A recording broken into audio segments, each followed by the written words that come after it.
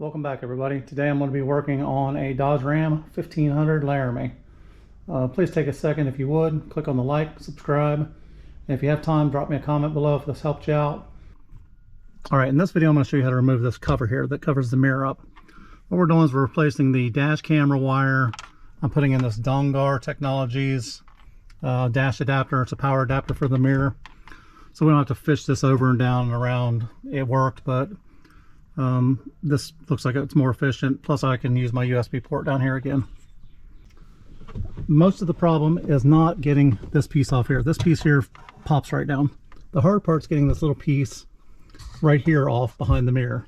And I'm going to show you how I did it. Now, looking at the other videos online, the hardest part is getting this little piece off behind the mirror. Getting this done is no problem. You grab your finger behind here, pull down, and it pops off, or you can use a little body tool to pop it off. So let me show you how to get this piece off first. The first thing I want to do, if you look on the back here, you'll find a little tiny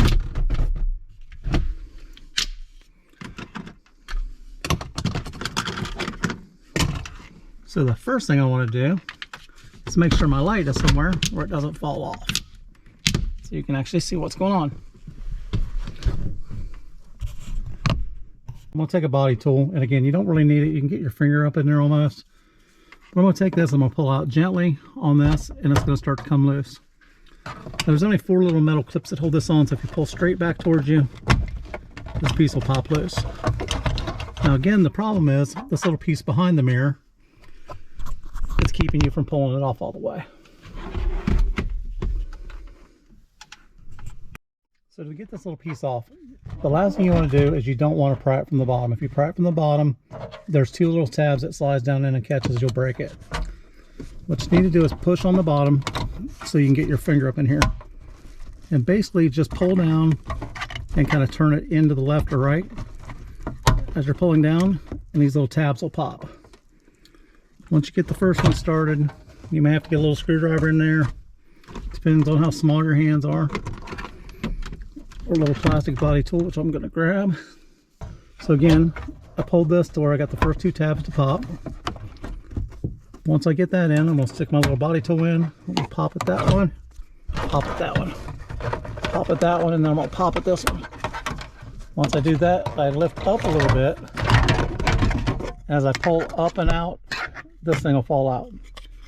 As you can see, there's 2 little tabs at the bottom here. These will actually slide down to that body piece and keep it from falling out.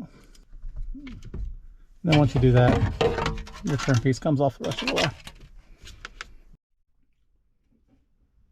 Alright, so here's our piece off. I'm going to show you basically what I just did again off the vehicle so you can actually see what's going on with it.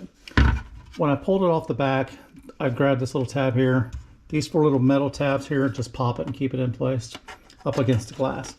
This little insert here is a hard one to get. Again, if I can get the lighting right, there's 2 little tabs right here that catch the bottom. These 4 side pins are what keep it from falling out of place. So what you're going to do, once you get your fingers up in there, when you pull down, if you pull from the top, yours may pop all the way out like that, or you may have to do what I did. Since it's a little tighter with the mirror in there, I just took my body tool, stuck it in, and it popped from each side. Once I felt the tabs pulled out, I pulled up and out, not straight out, because again, you'll break the 2 little tabs at the bottom. And these 2 little guys here, it'll probably stay in place, but you might have some gap, or it might not look as pretty if you break those off. It'd still go back together, but not as pretty. Alright, so let's see what's in our little Dongar adapter here. So basically we have a wiring harness, which is a through and through, a USB adapter on the side of it, and then a looks like it comes with a USB micro and a USB mini, maybe a couple different adapters depending on the dash camera you have. Hopefully I'll be able to position this that if you change cameras and you need to change the cables, we'll be able to change this without taking it all back apart again. We'll find out in just a minute. So on the passenger side of the vehicle, I'm going to take my mirror, rotate it down and in to where I can get to this harness a little better. At the top there's a little tab. Push on the tab and pull out. Take your adapter, make sure you have it facing the correct direction. It'll only fit one way. If you try it that way, it doesn't go. Flip it the other way. Snaps in, and snaps in. So there's our USB connector in place, ready to go. So after I do that, I want to take my adapter, I want to push it through this little hole here, because I want it coming on the other side, because that's the side my dash cam's on. Make sure you don't unplug anything else while you're pulling it through.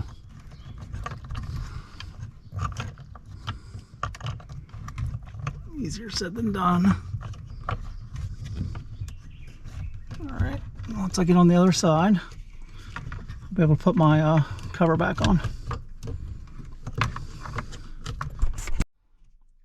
Alright, so I want to take this, I'm going to put this on the other side, since that's where my camera's going to be.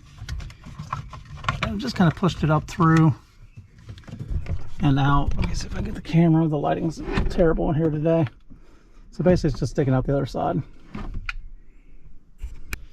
So I've got the USB adapter that fits my camera. Again, depending on the camera you have, it may take something different. I'm going to plug this into the mirror, and I'm not going to try to, like, you could probably make a hole in the side of this. You could do whatever you want to it. It should just come right out through the top there. There was enough space between the headliner and this piece here to just pull it out through the top. So I'm just going to plug it in and pull it out through the top. All right, so we're back on the driver's side of the vehicle now. I'm going to go ahead and plug in my USB connector wire to my bobby. I'm going to take a piece of tape on mine. Now, you don't have to do this. I'm just going to make sure it doesn't come loose in there, and I don't want this to ground out to anything. Not that there's anything to ground it out to, but it only takes a second. I'm using a good grade tape. So Scott's 33 plus, because it's going to get hot up in here because of the sun beating down on it, and eventually that'll get sticky.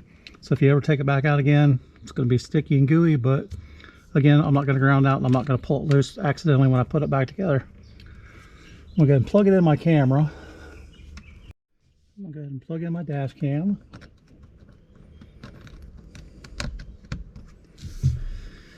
And before I put it back together, I want to test it and make sure it works. So, moment of truth. Key on. Dash cam works.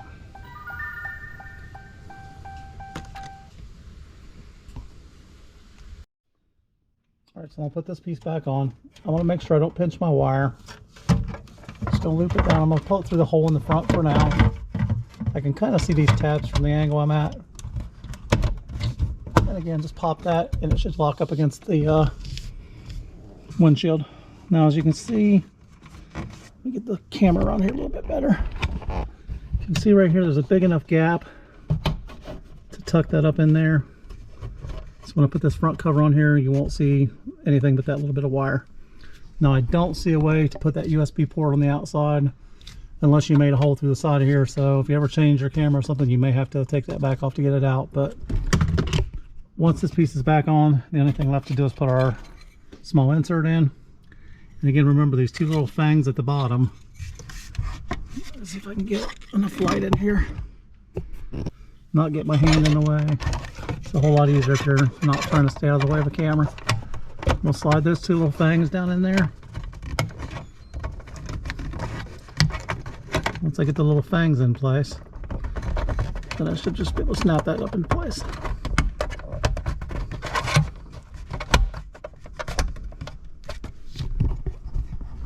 And that's all there is to it. You can see back in the front, everything's back in place. Looks like normal. The only thing I have now is that.